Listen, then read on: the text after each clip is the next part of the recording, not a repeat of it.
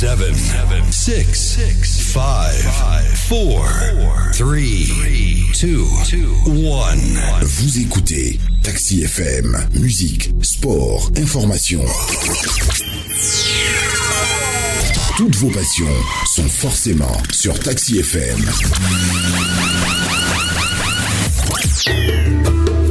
Plus de 65% de la population africaine sont jeunes. Il est alors question d'exploiter et de capitaliser le dividende démographique grâce aux investissements dans la jeunesse pour relever les défis qui s'imposent. L'Afrique a beaucoup grandi et c'est désormais ce qui sera de bon augure pour elle. Symbole de leadership transformateur, car c'est l'enjeu africain dans un nouvel environnement multipolaire. Dans l'autre Afrique, les jeunes prennent la parole pour arrêter d'être des bébés éternels du paternalisme occidental. Un nouveau regard sur une nouvelle Afrique, la vraie, c'est l'autre Afrique, avec Flamme Sassi, tous les vendredis de 15h05 à 16h sur Taxi FM. L'autre Afrique avec Flamme Sassi. Si l'on change d'angle d'observation, on peut tout aussi bien écrire une autre histoire et présenter un autre tableau de l'Afrique, berceau de l'humanité. Si nous sommes contre une démarche afro-pessimiste, nous ne voulons pas non plus être afro-utopistes. Tous les indicateurs sont clairs. L'Afrique n'est pas seulement le lieu du foisonnement de la misère. Elle est également un champ d'expérimentation positive extraordinaire. Ces innovations et cette créativité ne se limitent pas à la musique, à la danse et à l'art qui continuent de cristalliser l'imaginaire d'une Afrique oisive et folklorique. Mais elles touchent tous les domaines, recherche, santé, nouvelles technologies, philosophie, environnement, entrepreneuriat, etc. Une véritable dynamique créatrice qui traduit, s'il est besoin encore de le dire, le génie africain. La jeunesse africaine fourmillant d'ingéniosité est assise sur un potentiel de développement hors du commun. Malgré l'hypothèque des matières premières africaines, le peu de volontarisme de l'élite politique, les termes de l'échange en défaveur de l'Afrique, pour ne citer que cela. La fuite des cerveaux existe, mais n'oublions pas le flux inverse des jeunes hautement diplômés, issus des grandes universités du Nord, qui se donnent un mot d'ordre contraire et font cap sur l'Afrique. Chaque génération doit, dans une relative opacité, découvrir sa mission, la remplir ou la trahir. Frantz Fanon, la jeune génération consciente prend la parole dans l'autre Afrique. Sur la géniale. Taxi FM 93.1. La jeune génération qui prend la parole dans l'autre Afrique sur la géniale, l'émergente est en vacances. Vous l'aurez remarqué, dans l'autre Afrique qui bouge, qui donne l'espoir. Les jeunes prennent la parole. Ils sont 3 autour de moi. Je ne vais pas les présenter, je les laisserai se présenter eux-mêmes. Je commence par ma droite. Alors bonsoir Flams, bonsoir à tous les auditeurs et auditrices de la Géniale. Je suis Soki Frédéric Atileka, enseignant, motivateur également. Je suis le promoteur du concept Professeur Leader. En tout cas, un jeune enseignant. Tout à fait. On peut le remarquer. Et tu es un peu gâté parce qu'à côté de toi, quand même, il y a la mère de l'humanité. Il y a une belle créature. Il y a une jeune femme. Alors, on va se présenter. Oui, bonsoir à tout le monde. Moi, c'est Envie Novigno Solange. Je suis étudiante en parcours licence Gestion marketing. Gestion marketing, parcours licence, ça va être semaine 3 ou semaine 4 Semestre 4. Semestre 4, voilà, LMD en marche. Et à ma gauche, voilà, c'est un jeune étudiant aussi. Oui, jeune étudiant, bonsoir Flamme. Bonsoir chers auditeurs. Je suis Blaise Akpaka, étudiant en visite médicale, semestre 5-6. Voilà qui est fait, le tableau présenté. Vous êtes dans l'autre Afrique, je le disais, Émergence est en vacances, en mot d'été sur Taxi FM. C'est l'autre Afrique, on va donner cette image positive en tout cas du continent, une Afrique qui bouge. Je le disais, la mission en fait de l'autre Afrique, c'est de déconstruire le paradigme d'une Afrique sclérosée. Tu n'es pas si mal en Afrique, Soki, déjà? Non, je crois que tout aujourd'hui, déjà ce que vous êtes en train de faire prouve à suffisance qu'il y a un décollage en Afrique. Aujourd'hui, il y a des jeunes qui ont pris conscience de la léthargie dans laquelle elles étaient. Voilà, et aujourd'hui, il y a beaucoup de choses qui se font en Afrique et nous sommes là pour en parler. Novigno, et Novigno, je préfère t'appeler comme ça. Tu m'as dit de t'appeler comme ça, au lieu de Solange. Voilà, c'est l'africanité qui est en marche ici dans l'autre Afrique. Novigno, moi quand je peux te tutoyer quand même. Oui, là, quand je te demande qu'est-ce qui te marque toi le plus dans cette Afrique dans laquelle tu vis? Ce sont nos cultures qui me marquent le plus et les valeurs morales que nos parents nous laissent. Voilà, culture morale, valeur morale que nos parents nous laissent. En sociologie, on parlera d'effet d'historésisme parce qu'il y a tellement de conflits intergénérationnels. On va y revenir forcément. Merci. Alors, Blaise, à ma gauche, qu'est-ce qui te marque, toi, en Afrique? Cette Afrique qui bouge, en fait. Oui, exactement. On n'est plus dans ce cas où l'Afrique est derrière et tout le monde se dit, voilà, on va profiter de cette Afrique-là. Je crois qu'il y a beaucoup de choses qui se font, beaucoup de jeunes qui s'efforcent en Afrique pour pouvoir quand même redorer le blason de cette Afrique-là qui a été vraiment piétinée pendant longtemps. Exactement, c'est vrai que quand on scrute un peu l'actualité, c'est vrai qu'on parle de la famine, de la misère, etc. Mais en même temps, c'est une jeunesse africaine aussi qui est en train de bouger, qui est en train de faire des choses exceptionnelles, des choses extraordinaires. Et là, vous, aujourd'hui, vous incarnez cette jeunesse-là. C'est vrai qu'on a toujours parlé d'une jeunesse africaine qui manque de repères, parce que c'est aussi ça. On parle d'une Afrique oisive, folklorique, il n'y a que la danse, il n'y a que Téléféré et tout. Oui, mais malheureusement, Flams, c'est ce qu'on nous a fait croire pendant des années. Quand on retourne un tout petit peu dans l'histoire de l'Afrique, on nous a dit que l'Africain ne pense pas par son cerveau, mais pense plutôt avec son corps.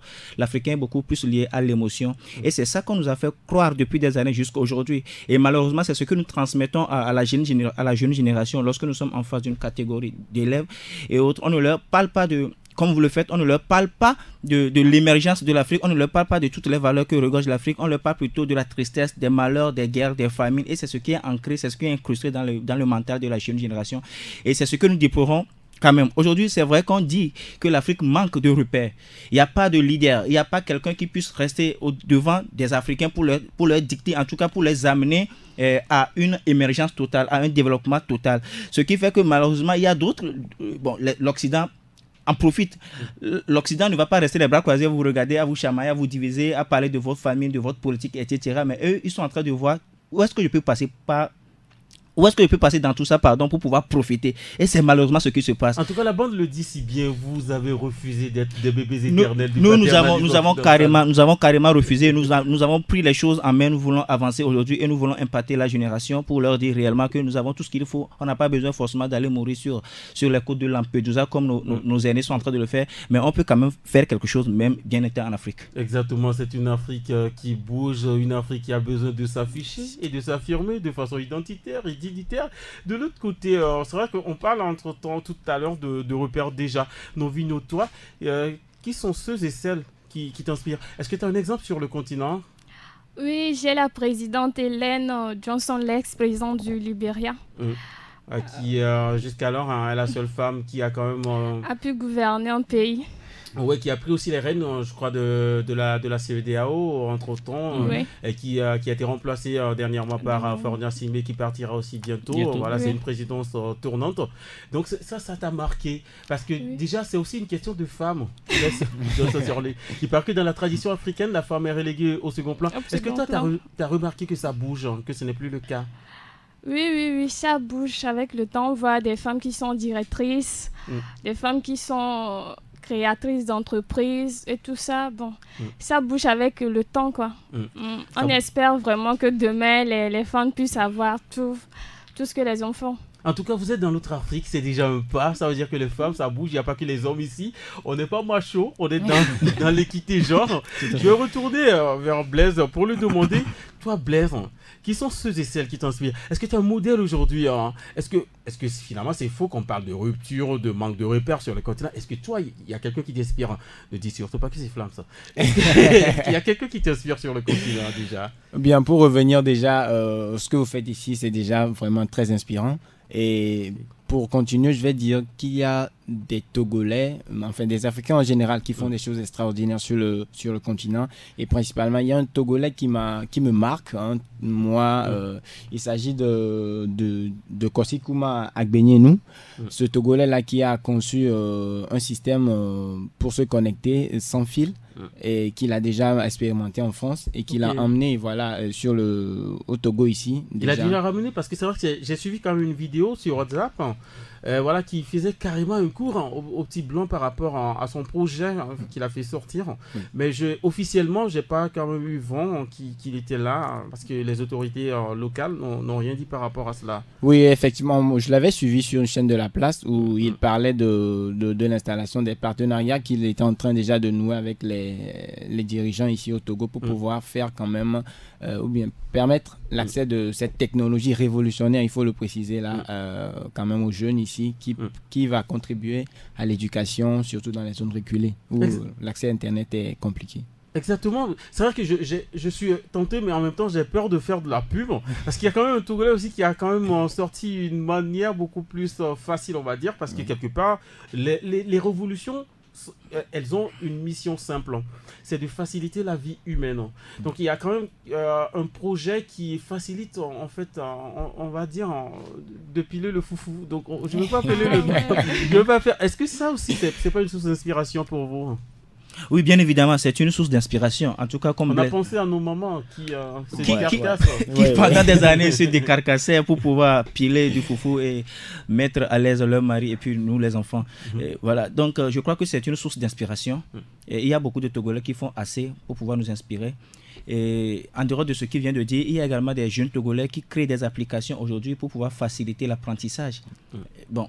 Nous sommes sur une chaîne, je sais que ce n'est pas de la pub que je fais. Il y a Zonoa, par exemple, qui a créé quelque chose, un groupe de jeunes qui a créé quelque chose. Il y a Kekeli. Il y a plein de jeunes qui se mettent ensemble pour pouvoir créer, en tout cas pour pouvoir faciliter soit l'apprentissage, soit peut-être un travail. Et tout ça, c'est à louer. En tout cas, pour le développement de l'Afrique, on peut dire que les idées sont la clé du développement. Et ça se fait voir sur le continent parce que ça bouge tellement sur le continent. Il y a des innovations, il y a des choses extraordinaires, exceptionnelles qui se font. Alors moi, je vais encore me tourner vers toi, Novigno, sauf que je te dérange parce que tu es la seule femme parmi nous. Voilà, tu m'as parlé des femmes qui t'inspirent. Tu as parlé d'Hélène Sirleaf Johnson. Mais c'est vrai que c'est bien d'avoir quelqu'un qui t'inspire en tant que femme.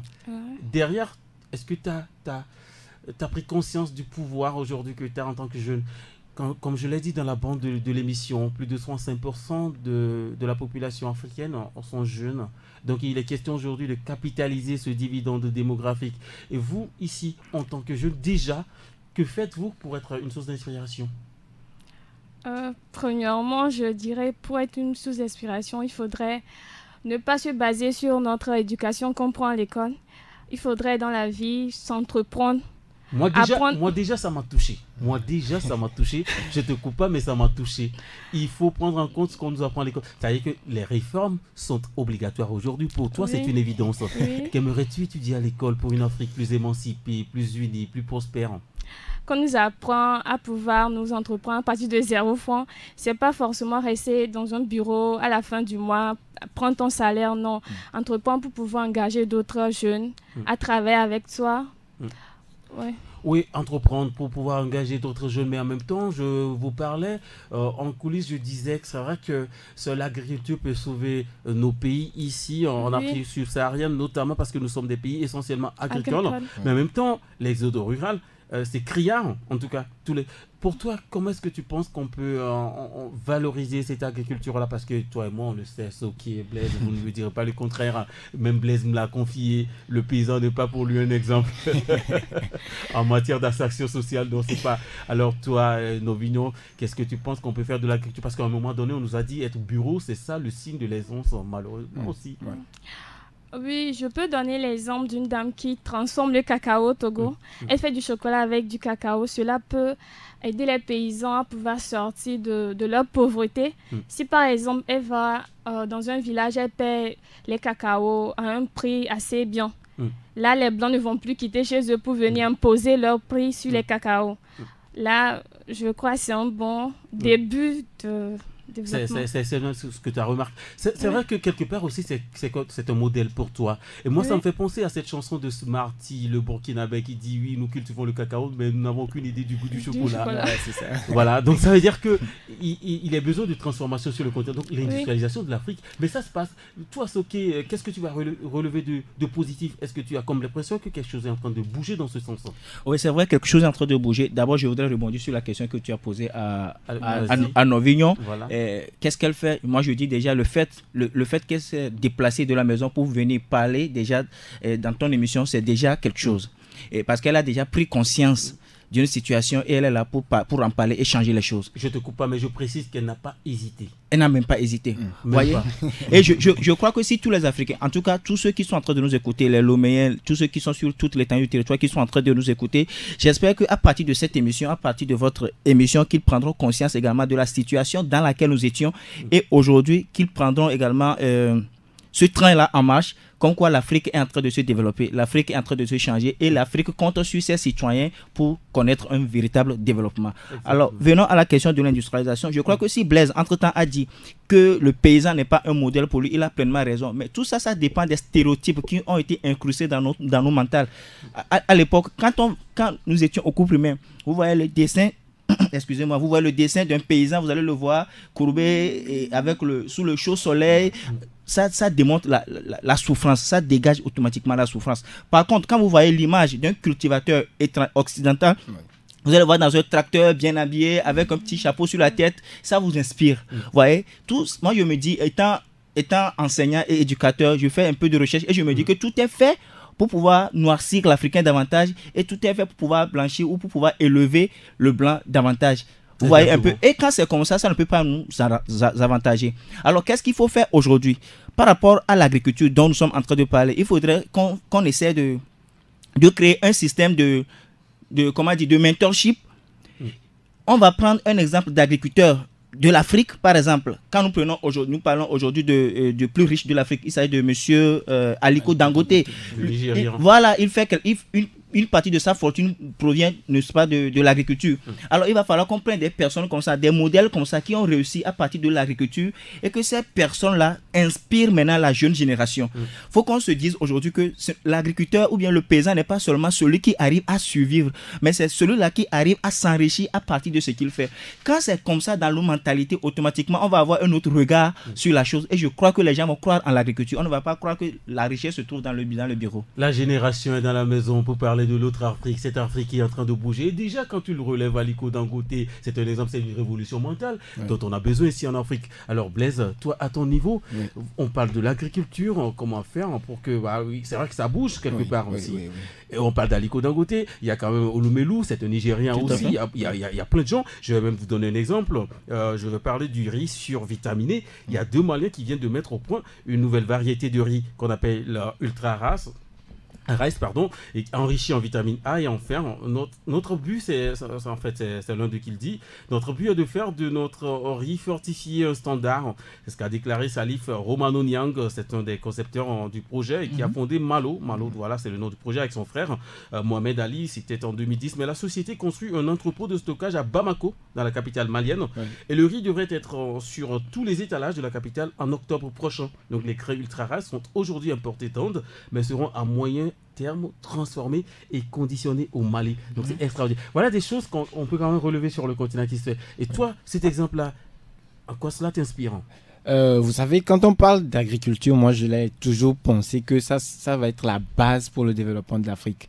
Il faudrait quand même, je me dis, quand nous serons autonomes du côté alimentaire, on pourra passer aux autres choses. Donc forcément, quand on parle d'agriculture et de développement de l'Afrique, je dis c'est sur ça qu'il faut se baser. Il faut se baser sur l'agriculture. Sur l'agriculture peut nous sauver, Tito. Mais en même temps, c'est vrai que vous avez parlé, il y a quand même ces stéréotypes-là, c'est-à-dire que c'est fait à dessein, on a dit que le noir c'est le diable, etc. Quand on va au funérailles, on porte le noir. Mais en même temps, il y a quand même des recherches qui ont été faites, qui ont prouvé en tout cas que le noir c'est à mi-chemin entre l'humain et le spirituel. C'est beaucoup plus proche de Dieu, ça rien à voir avec la tristesse, c'est pourquoi on porte le noir. Donc il faut quand même révolutionner les mentalités. Ça veut dire en fait le noir c'est privilégié, nous serons fiers d'être noirs. Et malheureusement j'ai suivi Yves Coppens sur YouTube la dernière fois qui disait nous provenons du noir, de la race noire en fait. Cela voudrait dire en fait que ça ne doit pas constituer, la race noire ou la peau noire ne doit pas constituer un frein, au contraire ça doit être un levier de développement. On doit être fier de cela. Et même si on veut comparer juste la peau, lorsque la peau elle est noire, elle est beaucoup plus résistante que la peau blanche. Nous voyons comment les vieilles personnes noires finissent et les vieilles personnes blanches finissent. Donc voilà, vous voyez, il y a beaucoup de choses en fait, il y a beaucoup d'avantages lorsqu'on est noir.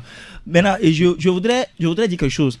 Il faudrait qu'on commence d'abord par éduquer l'Africain avant de parler agriculture. Parce qu'aujourd'hui, lorsqu'on parle de l'agriculture, ce n'est pas juste, ça ne s'arrête pas juste au niveau du champ. C'est comme quelqu'un l'a dit, c'est de la fourche à la fourchette en fait. C'est-à-dire qu'il y a c'est toute une chaîne. Il y a des gens qui produisent, mais il y a des gens qui transforment. Exact. Et il y a des gens qui sont dans le cosmétique, qui ont besoin de ce que les gens, de ce que les gens produisent en fait. Et tout ça, c'est possible en Afrique. En fait, on n'a pas besoin de voyager pour faire de grandes études avant de savoir comment transformer certains produits. En tout cas, on a quand même eu à le voir. Nos grands-parents sont toujours restés de grands scientifiques. Ouais. Moi, je me rappelle quand on nous disait, en fait, dès le bas âge, de ne pas rester sous l'arbre dans le noir. On disait qu'il y a un esprit qui va nous attraper, etc. Mais après, quand moi j'ai fait la première D, on me dit, dans l'obscurité, la plante verte rejette du CO2. Voilà. Donc pour moi, c'est vrai qu'ils étaient des scientifiques, mais ils expliquaient des choses par la métaphysique. Oui. Tout à fait. Oui. Voilà, tout à fait. Donc c'est exactement ça. Donc aujourd'hui, tous les jeunes qui sont en train de m'écouter n'ont qu'à prendre conscience de la puissance, de la force que Dieu leur a donnée. On n'a rien à envier aux autres. C'est pas parce qu'il y a la crise en Afrique, comme on le dit. Parce qu'au fond, partout, il y a la crise. Et il n'y a pas que la crise en Afrique, il y a des choses qui bougent. Il y a des choses qui c'est justement bougent. La mission de notre Afrique. Voilà, pour donc montrer cette image positive d'une Afrique qui bouge. Et toi, Novigno, je reviendrai toujours à toi. Avant de venir à Blaise, toi, Novigno, pour toi, quelle est la plus grande richesse de l'Afrique aujourd'hui? La plus grande richesse de l'Afrique, c'est l'agriculture. C'est l'agriculture. C'est ça qui nous permettra de sortir de la pauvreté. Oui, ça, oui. Tu as pensé au ventre. Et ça, c'est peut-être aussi la femme. Typiquement femme. Mais en même temps, tu as parlé des valeurs morales et culturelles. Oui, culturelles. Sur ce plan, quelle peut être la richesse de l'Afrique? C'est vrai qu'entre-temps, on parlait d'une certaine, on va dire, solidarité, d'un certain communautarisme où ta maman est la mienne. Ce n'est plus forcément le cas ici. Avec une société décousue en Europe, on a malheureusement importé ces pratiques-là qui ne nous arrangent pas forcément. Et toi, qu'est-ce que tu aimerais quand même conserver de cette Afrique-là par rapport à ces cultures, hein, voilà, et ces valeurs morales? Premièrement, le respect des personnes âgées. Garder nos traditions. Le fait quand un visiteur vient chez toi, tu dois lui donner l'eau premièrement, il doit s'asseoir, tout ça, porter nos habits, les pagnes, les tissus traditionnels, il y a tout ça à garder. Ça me donne la chair de poule, parce que je me rappelle encore, c'est vrai qu'on n'a pas vraiment vécu ces moments-là, mais sous la wapala, au clair de lune, tam résonnant, ça fait beau l'Afrique. Voilà, c'est cette belle image que projette l'Afrique, justement dans l'autre Afrique sur Taxi FM. Si vous nous écoutez, Blaise, là je me retourne vers toi. Quelle est la richesse, la plus grande richesse de l'Afrique? Ne me parle pas de l'agriculture, au-delà de l'agriculture. Bien, oui, moi je vais répondre tout simplement. La plus grande richesse de l'Afrique, ce sont les Africains. Wow. Bien, je le dis parce que quand on parle de richesse, une richesse, elle peut être quelque chose qu'on a présentement ou quelque chose qui est potentiel. Donc je vais dire que les Africains sont une richesse potentielle, beaucoup plus pour cette Afrique-là. Parce que quand les Africains vont prendre conscience, vont développer tout ce qu'ils ont comme talent, vont pouvoir s'exprimer, ils vont créer plus tard là une Afrique qui va être rayonnante, qui va être celle dont on rêve tous. Donc voilà, l'Afrique, la vraie richesse de l'Afrique, ce sont ses fils, ce sont les Africains. Et donc investir dans l'humain, c'est ce que vient de dire Blaise. Quand on scrute un peu, analyse un peu ce que dit, c'est vrai que c'est cette potentialité énorme qu'on a. Et il y a quand même ce complexe-là qui a été façonné à dessein par d'autres personnes, d'autres races, d'autres cultures, pour nous embourber, nous faire croire en tout cas que nous, on n'est pas ce qu'on devait être. Quand on regarde un peu cette histoire de dépigmentation sur le continent, ça fait vraiment mal. Ça fait vraiment mal. Mais heureusement que vous êtes là pour parler d'une nouvelle Afrique, de l'autre Afrique justement. Nous sommes sur Agenda, nous en parlons. Et là, tu parlais de ta richesse. Je vais encore rester avec toi avant d'aller... Jusqu'à Soké a tellement vite parlé. Je vais revenir à toi, Soké. Mais toi, Blaise, quel est ton identifiant africain qu'aucun autre environnement, qu'aucune autre culture ne pourra jamais effacer? Quand je parle d'identifiant, ce qui est en toi en tant qu'Africain, c'est-à-dire que quand tu vas au pôle Nord aujourd'hui, même quand tu vas en Azerbaïdjan, au Québec, à Montréal, qu'est-ce qu'on peut remarquer tout de suite chez toi pour savoir que tu es africain? Bien, d'abord, je vais dire la capacité de pouvoir s'adapter d'abord à l'environnement et à toutes les situations. Ça, je pense que c'est un truc qui est vraiment typique à l'Africain. Il a ce truc naturel-là qui lui permet de pouvoir aller vers les autres dans un environnement qui lui est totalement hostile, de pouvoir quand même essayer utiliser le minimum qu'il a pour pouvoir quand même s'insérer dans un environnement qui ne lui est pas forcément favorable. Ça, c'est une caractéristique de l'Africain, qui, je pense que ça, tous les Africains l'ont et ça se fait voir partout où ils vont. C'est aussi une force mentale, oui. C'est aussi une sorte de résilience. Quand on peut s'adapter à toutes les situations, je crois que c'est une richesse. Tu as si bien fait de le dire. Novino, toi, qu'est-ce que tu n'aimerais jamais perdre en tant qu'Africaine? En tant qu'Africaine, ce que j'aimerais pas perdre, c'est le respect que mes parents m'ont appris à toujours donner aux gens. J'aimerais pas perdre ça. Et quand tu mets l'accent sur le respect, ça veut dire que tu as remarqué à un moment donné que des cultures étrangères ne nous ont pas forcément appris ce respect-là. Oui. Par exemple, chez les Occidentaux, il n'y a pas tellement l'accent sur le respect. Quand tes parents grandissent, tu es obligé de t'éloigner de les mettre dans une maison de retraite, tout ça. Mais en Afrique, il n'y a pas ça. Quand tes parents vieillissent, tu es obligé de prendre soin d'eux jusqu'à ce qu'ils ne rendent leur âme. Solidarité africaine. Nous sommes tous les mêmes. Alors, Soké, pour toi, quel est ton identifiant que tu peux jamais perdre, que tu n'aimerais jamais perdre, même si tu te retrouvais, je sais pas moi, à Zagreb, à Zagreb en Croatie, quelque part dans le monde. Voilà. Je crois que je vais répondre comme Blaise, le courage. Le courage, la force de toujours avancer dans n'importe quelle situation. Je crois que c'est ce que je vais garder. Et ça, tous les Africains le partagent. La dernière fois, Gassama, et je crois, l'a encore démontré. Il n'a pas réfléchi pas deux fois avant d'escalader les bâtiments pour pouvoir sauver le petit Français. Donc, je crois que c'est une valeur typiquement africaine et je garde cette valeur. Mamoudou Gassama, le Malien qui a sauvé ce petit garçon français. On se demande souvent si ce n'est pas le petit qui l'a sauvé. Finalement, j'aime en tout cas cette analogie-là. Si c'est pas vraiment le petit qui l'a... Parce qu'il était sans papier quand même. Il a pris la nationalité française. Et c'est quand même ahurissant. Au 21e siècle, c'est une aubaine de prendre la nationalité française. Mais voilà, donc ça peut choquer quand même. Oui, bien sûr. Dire que c'est le petit qui l'a sauvé, moi je ne suis pas d'accord. Parce que de toute manière, c'est son destin. Il devrait avoir les papiers dans n'importe quelle condition. Mais le petit, lorsqu'il tomberait, il ne sera quand même plus en vie. Est-ce que quelque part aussi, on peut dénoncer ce manque d'attention des dirigeants africains à l'égard des dirigés, des citoyens? Parce que Mamoudou Gassama, c'est vrai qu'il était au Mali et il était laissé pour compte quelque part. Il a voulu se chercher ailleurs. Et là, on a quand même retrouvé en tout cas cette potentialité qui est en lui, puisqu'il a sauvé ce petit garçon-là.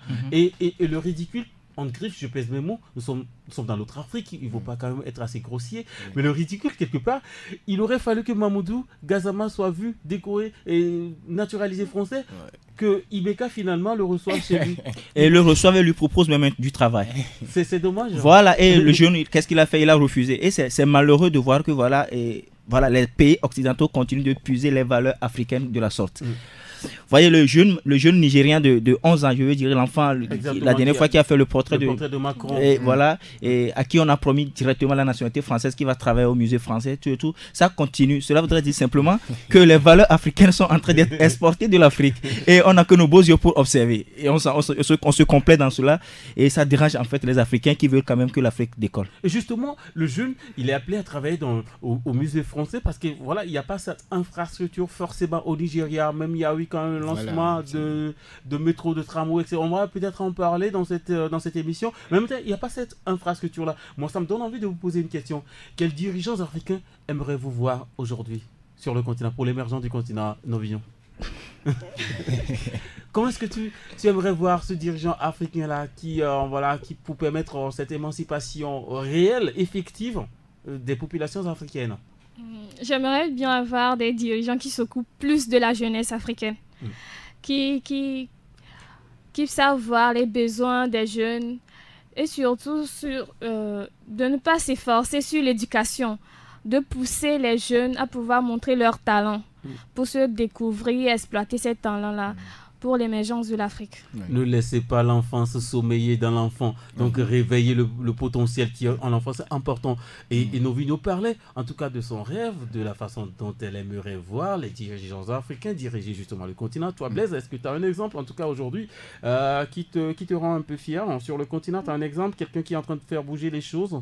Oui, je vais parler de Paul Kagame. Bon, c'est vrai qu'il n'est pas... il a été un peu décrié quelque peu à son début, mais quand on voit ce qu'il fait avec son pays, le Rwanda actuellement, c'est vraiment magnifique. C'est un pays qui est pratiquement sur le décollage. Donc c'est un vrai modèle. Et bon, pour poursuivre un peu, ou bien pour rebondir sur la question qui avait été posée à Novinon, je vais dire que il nous faut en Afrique des vrais leaders. Et des vrais leaders, ce sont ces personnes-là qui pensent d'abord au bien de tous. Qui se disent, voilà, il faudrait que je fasse quelque chose pour mon pays, que je mette mon pays à un certain niveau donné. Et ce sont des personnes-là qui font des projets à long terme pour leur pays. On a besoin de ces dirigeants en Afrique parce que déjà la jeunesse, elle est prête pour pouvoir faire des projets sur l'avenir. Quand il y aura des dirigeants qui vont accompagner ces projets-là, franchement, je crois que ça... on en a besoin et ça va marcher comme ça. Un nouveau prototype de dirigeant pour une nouvelle Afrique, l'autre Afrique, voilà. Mais en même temps, ok, est-ce que toi, tu as quand même un modèle par rapport à ça? C'est vrai que je vais vous demander ce qui vous inspire sur tous les plans, que ce soit sur le plan économique, social, etc. Il a parlé quand même de Paul Kagame qui est aujourd'hui à la tête de l'Union africaine et qui fait montre de beaucoup de pragmatisme pour voilà, faciliter les échanges commerciaux, les échanges intra-africains, c'est-à-dire les échanges commerciaux entre les pays africains, parce qu'on se rend compte qu'il y a beaucoup d'échanges entre l'Afrique, l'Europe, entre les autres continents, mais entre nous-mêmes africains, il n'y a pas tellement d'échanges et qui est en train de faire bouger les lignes. Dernièrement, j'ai vu une vidéo sur le Rwanda. La personne, il disait, on dirait qu'il était à Montréal ou au Québec ou à Paris parce que c'est tellement propre. Alors qu'en 94, il y a eu le fameux génocide entre Tutsi et Hutu. Donc, il y a tout ça. Mais donc, voilà, c'est bien quand même de relever cet exemple-là. Parce que justement, nous parlons de cette Afrique qui bouge là. Et toi, est-ce que tu as un exemple à part pour Kagame? Malheureusement, c'est le seul exemple aussi qui m'est venu à l'esprit parce que j'ai tellement cherché, je n'en ai pas trouvé. Ils ne sont pas nombreux. Hein. Ils sont pas nombreux. En fait, il faut avouer quand même que Paul Kagame, ce n'est pas un bel exemple sur le plan démocratique. Ça dépend de ce qu'on met dans la démocratie également.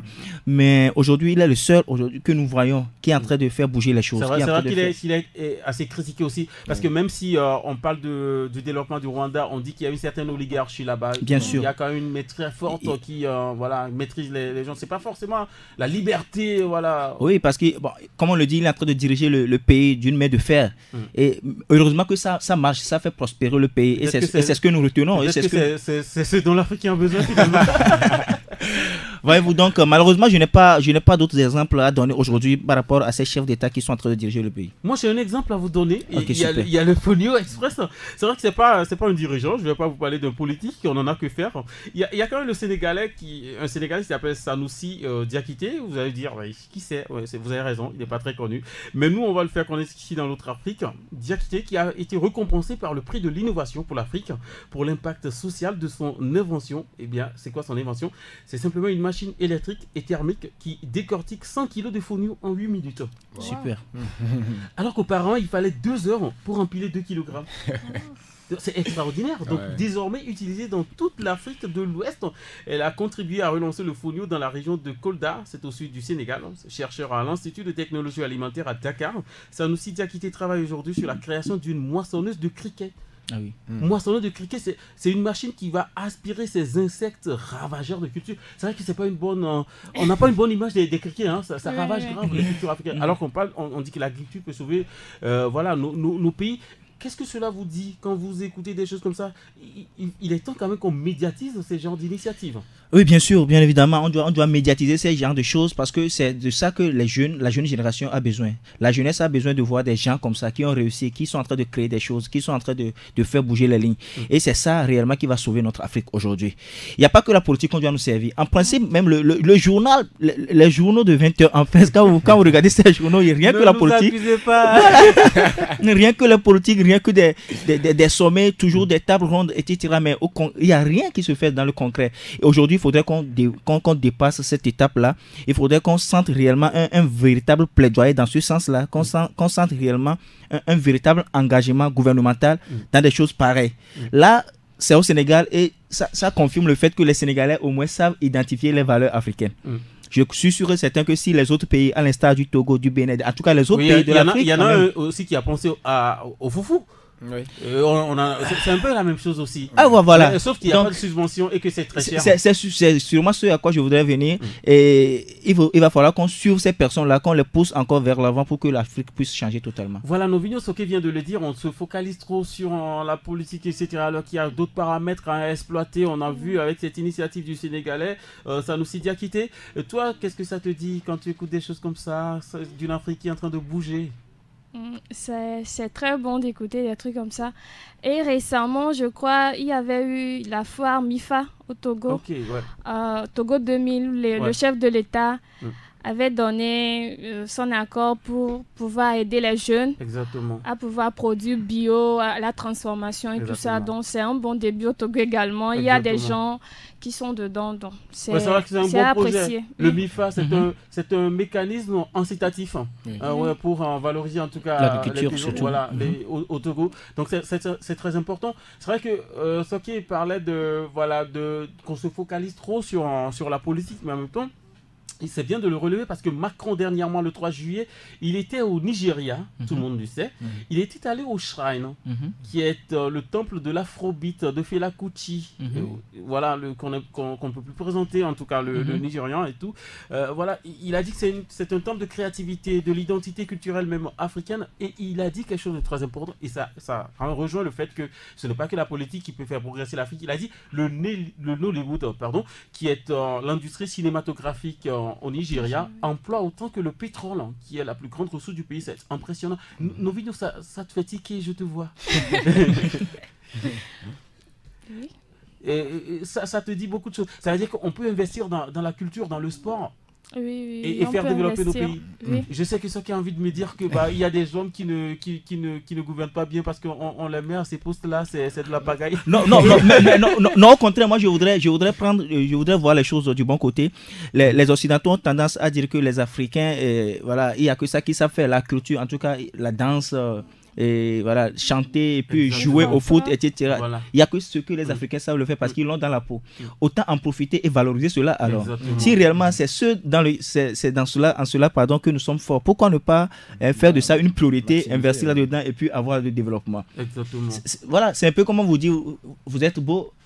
Alors mettez votre beauté en avant et attirez. Sinon ça sert à rien. Ça sert à rien. Alors Blaise, voilà, Soké vient de le dire parce que comme je le dis, le Nollywood qui emploie autant que le pétrole. Même dans mon propos introductif, j'ai dit que c'est pas. Il y a quand même des débats qui sont cristallisés sur la danse, les chants en Afrique. C'est un peu comme si c'est une Afrique oisive, folklorique. Non, mais c'est pas ça. Autant capitaliser sur ces paramètres-là, Blaise. Oui, exactement. En fait, je crois qu'on a quand même pas vraiment conscience de tout ça. Quand vous voyez de l'autre côté, en Europe, aux États-Unis, on met tout en place pour que quand on détecte le talent chez un enfant, qu'il puisse évoluer dedans, qu'il puisse étudier même dedans. Je crois qu'il faut maintenant que l'Afrique aussi se base là-dessus. Quand nous crée des écoles, par exemple, de danse, des écoles de musique, des écoles de je ne sais pas, peut-être une école de haut niveau de maçonnerie, de bricolage, s'il le faut, en fait. Tout ce qui peut faire développer le continent africain. Moi, ça me pousse à te poser une question et je vais la poser à vous tous. C'est vrai que vous avez eu du mal quand même à trouver des modèles sur le continent. Mais justement, on parle de culture. Oui. Est-ce que tu as un modèle sur le plan culturel, sur le continent? Il n'y a pas de football parce qu'il y en a tellement. hormis le football. Ok, modèle de culture. Bon, je vais être au Togo. J'aime beaucoup ce pays. C'est normal. Je vais parler de King Mansa. D'accord. Artiste de la chanson qui n'est plus à présenter.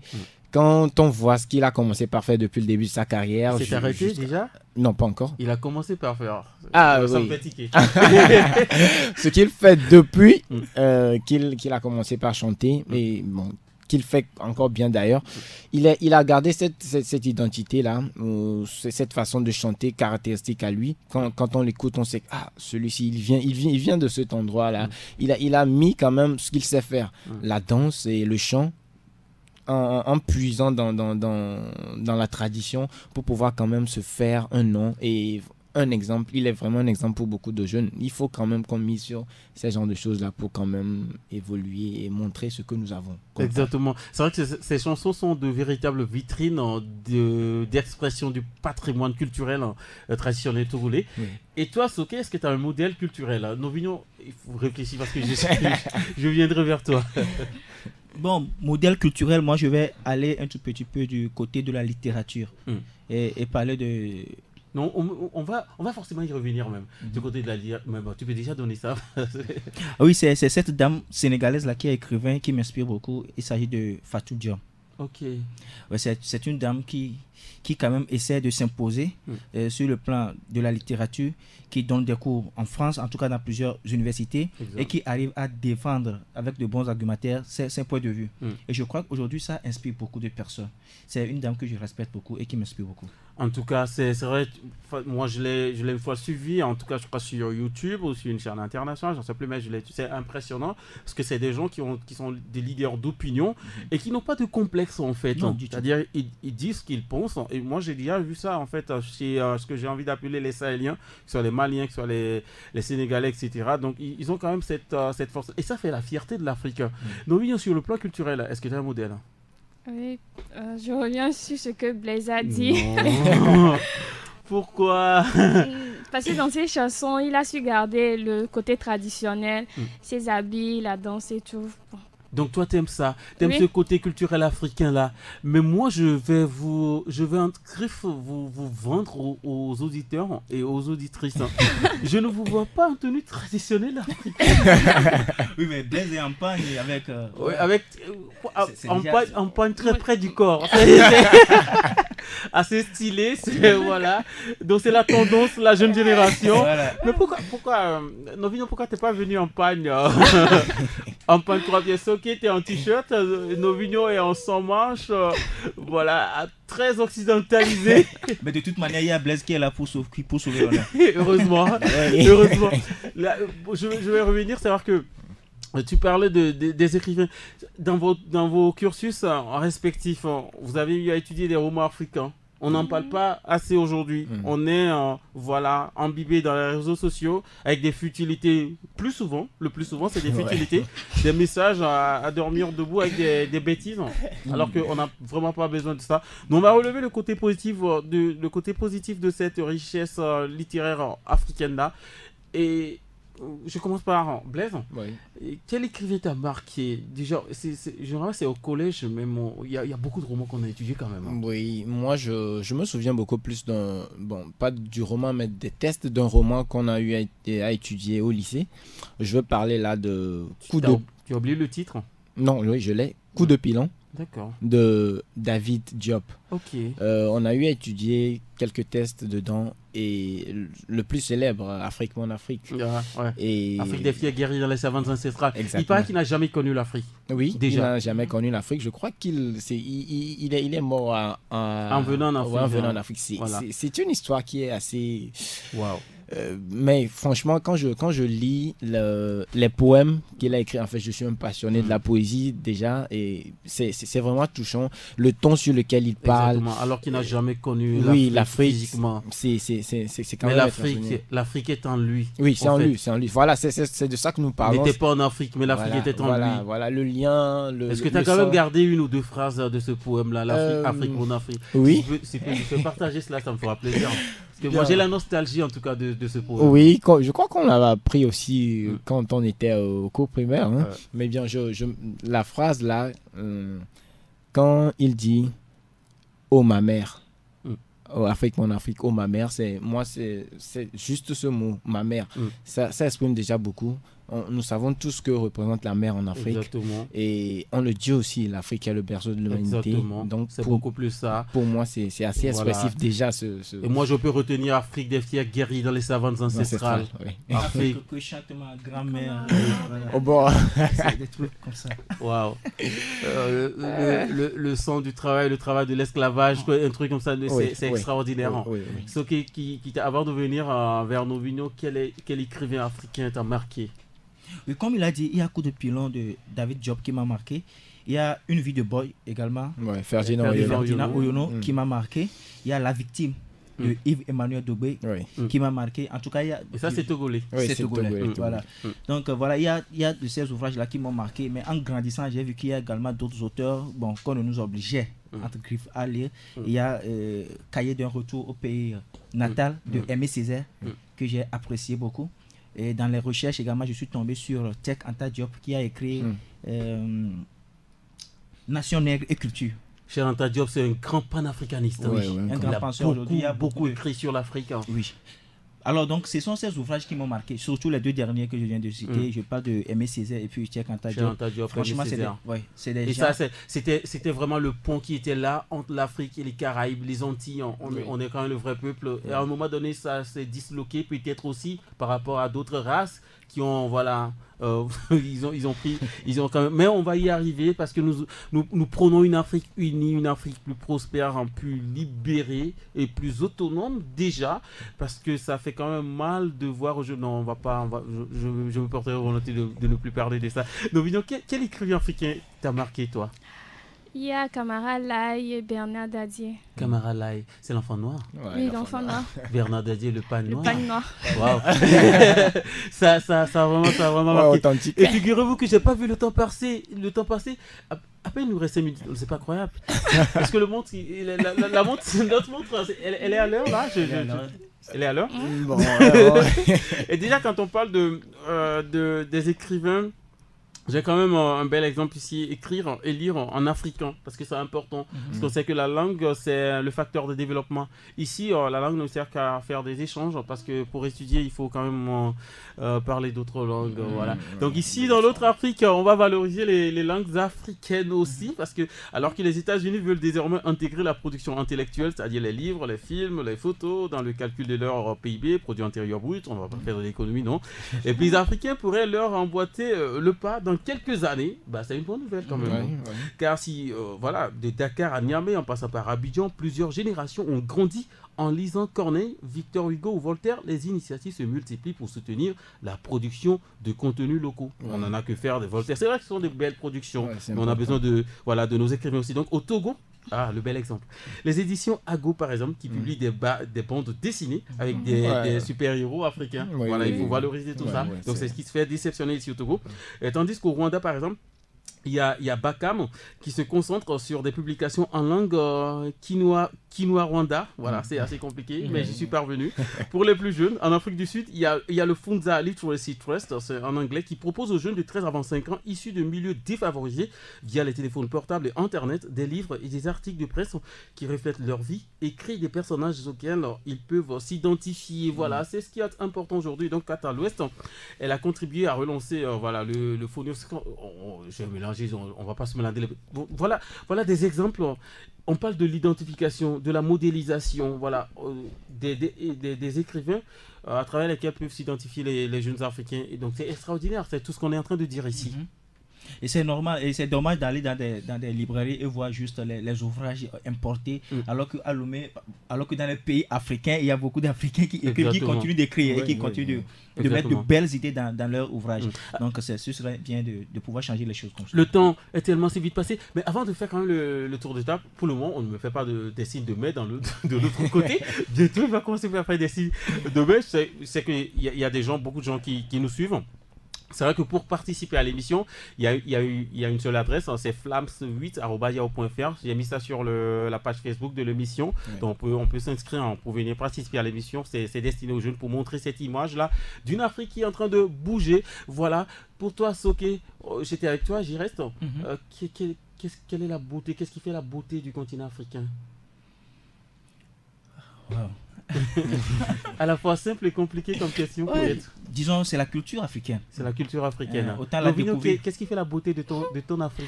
La culture et ses valeurs morales. La culture et ses valeurs morales. Et donc, quand on parle de valeurs morales aussi, il y a beaucoup de choses à dire par rapport même aux habillements des filles. Pas toi.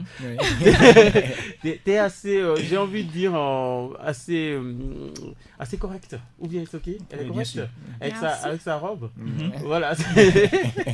C'est pas des dos et des ventres dehors. C'est pas du DVD. Du tout. Ok, d'accord. Blaise, pour toi, quelle est la plus grande beauté? Quelle est la beauté de l'Afrique?